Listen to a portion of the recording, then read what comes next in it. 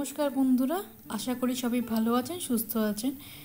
সকালবেলা স্কুলের টিফিনে বাচ্চাদের বা সন্ধ্যেবেলা জলখাবারে অল্প সময়ের মধ্যে যদি কিছু বানাতে চান তাহলে কিন্তু চিড়ে দিয়ে এই প্যানকেকটা বানিয়ে নিতে পারেন। এই প্যানকেকটা বানাতে কিন্তু সামান্য উপকরণ লাগছে আর খুব তাড়াতাড়িও রেডি হয়ে যায়। প্রথমে 300 গ্রাম চিড়ে ধুয়ে রেখেছিলাম, সেটা এবার একটা মিক্সির বাটিতে দিয়ে দিচ্ছি। তার সঙ্গে চায়ের কাপ মেপে মানে 100 গ্রামের মতো টক দই দিয়ে দিলাম, আর তার সঙ্গে 1 কাপ পরিমাণে জল দিয়ে দিলাম। জলের পরিমাণটা প্রয়োজন অনুযায়ী একটু কম বেশি করব। চিড়ে আর দইয়ের মিশ্রণটা একটা বাটিতে নিয়ে নিয়েছি। তারপরে কিছু উপকরণ দিয়ে দেবো, যেমন হাফ চা চামচ দিয়ে দিলাম সাদা তিল, হাফ চা চামচ ধনে গুঁড়ো, স্বাদ অনুযায়ী দিয়ে দিলাম গোলমরিচের গুঁড়ো, হাফ চা চামচ নুন দিয়েছি। দিয়ে দেবো হাফ চা চামচের থেকে একটু কম চিনি। একটা মিডিয়াম সাইজের টমেটো কুচিয়ে দিয়ে দিলাম। দুটো ছোট সাইজের পেঁয়াজ কুচিও দিয়ে দিলাম, আর তার সঙ্গে 1 মুঠো ধনেপাতা কুচি দিয়ে দেবো। এই জলখাবারটা কিন্তু পেঁয়াজ ছাড়াও আপনারা বানিয়ে নিতে পারেন, সম্পূর্ণ নিরামিষভাবেও। এবার সব উপকরণ খুব ভালো করে মিশিয়ে নিয়ে আরও 1 কাপ পরিমাণে জল দেবো, কারণ মিশ্রণটা খুব ঘন হয়ে গেছে। চিড়েটা ভেজানোর পরে যেহেতু একটু ফুলে ওঠে, তাই জন্য একটু জলের পরিমাণটা বেশি লাগবে। 1 পিঞ্চ মতো দিয়ে দেবো বেকিং সোডা। তারপরে সব কিছু খুব ভালো করে একসাথে মিশিয়ে নিয়ে ঘন একটা ব্যাটার তৈরি করে নেব।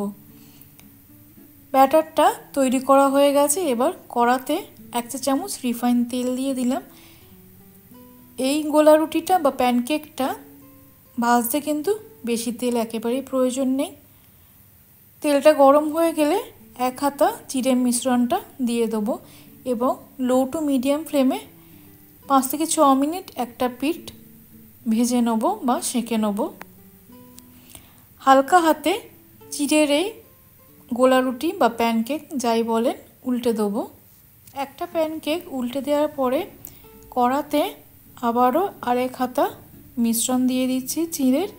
এই জলখাবারটা কিন্তু খুবই হালকা এবং খুব তাড়াতাড়ি তৈরি হয়ে যায়। একইভাবে 5 থেকে 6 মিনিট একটা পিঠ উল্টে পাল্টে সেঁকে নেব। একটু গোল্ডেন হয়ে গেলে উল্টে দেবো।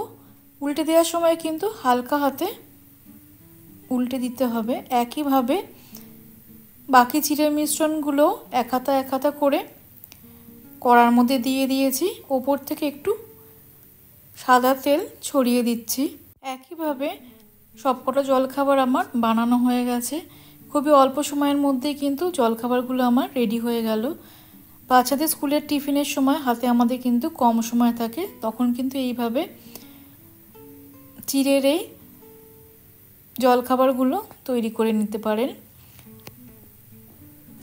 বন্ধুরা, আজকের আমার এই ভিডিওটা কেমন লাগলো অবশ্যই কমেন্ট করে জানাবেন। ভিডিওটা আজকের ভালো লাগলে অনুরোধ রইল আমার চ্যানেলকে সাবস্ক্রাইব করে দেওয়ার জন্য।